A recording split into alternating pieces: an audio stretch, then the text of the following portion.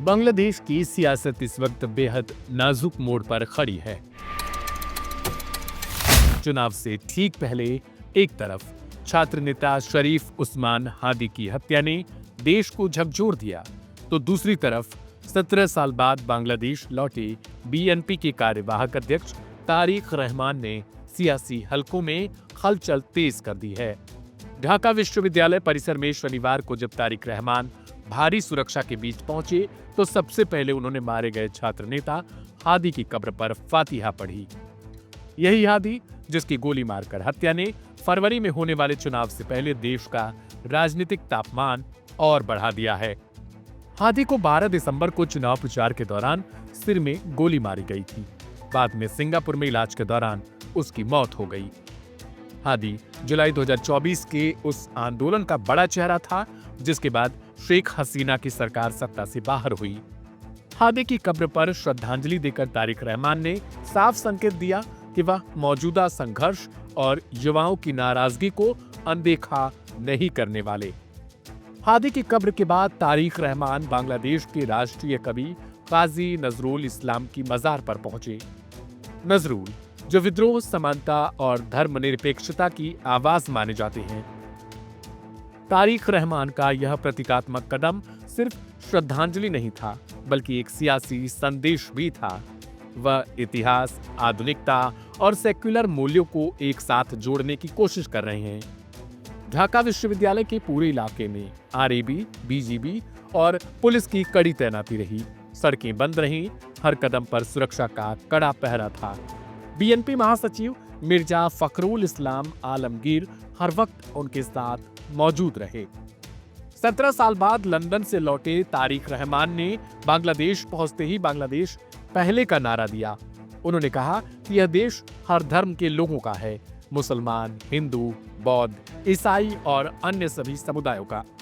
ऐसे वक्त में जब यूनूस सरकार के दौरान बांग्लादेश में अल्पसंख्यकों पर हमलों को लेकर भारत लगातार चिंता जता रहा है, यह बयान बेहद अहम माना जा रहा है। भारत खुलकर बांग्लादेश से कार्रवाई की मांग कर चुका है, लेकिन जमीन पर हालात अब भी गंभीर बने हुए हैं। कट्टरपंथी छात्र संगठन और पाकिस्तान समर्थित जमात-ए इस्लामी पहले से ज्यादा मुखर हो चुकी है। ऐसे में तारिक रहमान की वापसी कई लोगों को एक संभावित संतुलन की उम्मीद दे रही है।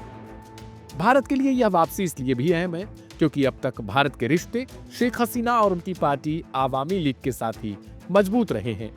बीएनपी और खासकर बीएनपी जमात गठबंधन के दौर में भारत बांग्लादेश रिश्तों में तल्खी देखी गई थी।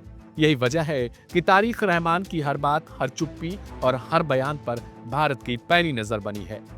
गौर करने वाली बात यह है कि तारिक रहमान ने अब तक भारत को लेकर कोई सीधा बयान नहीं दिया। यह चुप्पी कई सवाल खड़े कर रही है। क्या यह रणनीतिक चुप्पी है या सोच समझकर लिया गया फैसला?